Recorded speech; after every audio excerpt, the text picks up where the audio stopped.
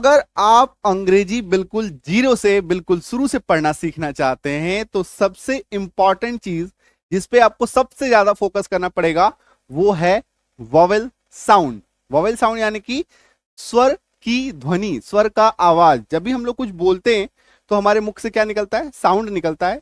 और वही साउंड जो है वो अक्षर, वो साउंड जो निकलता है वो अक्षर के रूप में निकलता है और उसी अक्षर को स्पेलिंग कहते हैं अंग्रेजी में, और उसी को हम लोगों को सीखना है, तभी आप अंग्रेजी पढ़ना सीख पाएंगे, है ना।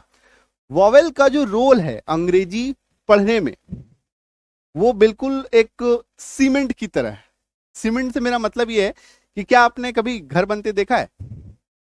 जब आपने देखा होगा कि कोई घर का निर्माण हो रहा है तो आपने देखा होगा कि ईंट जो है, ईंट लगाया जाता है, ईंट के बाद थोड़ी सी सीमेंट लगाई जाती है, फिर उसके ऊपर एक ईंट रखा जाता है, फिर सीमेंट, है ना, फिर ईंट। इस तरीके से एक एक करके रखते जाते हैं और वो पूरा दीवार तैयार हो जाता है। और चारों दीवार जो है वो तैयार होने के बाद वो पूरा एक घर का, एक कमरा का शक्ल ले लेता है, रूप ले लेता है। अंग्रेजी में पढ़ने के लिए, सीखने के लिए ये जो वॉवेल है ना उसका काम बिल्कुल एक सीमेंट की तरह है। यह हर एक अक्षर को जोड़ने का काम करता है। एक अक्षर रखेंगे फिर वॉवेल रखेंगे, फिर एक अक्षर रखेंगे फिर वॉवेल रखेंगे, और ऐसे ही करके शब्द का निर्माण होता है। यही चीज आपको सीखना है, हर एक वॉवेल साउंड पे आपको फोकस करना है। रीजन क्या है ना कि आपको ये समझ में आना चाहिए कि कब आकार की मात्रा लग रही है, कब इकार की मात्रा लग रही है, कब छोटी इकार लग रही है, कब बड़ी इकार लग रही है, कब छोटी उकार लग रही है, कब बड़ी उकार लग रही है।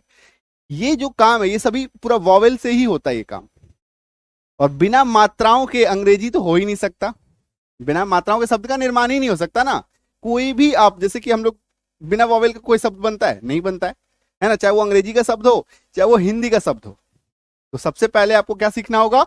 वॉवेल सीखना होगा, मतलब वॉवेल पे सबसे ज्यादा फोकस करना होगा।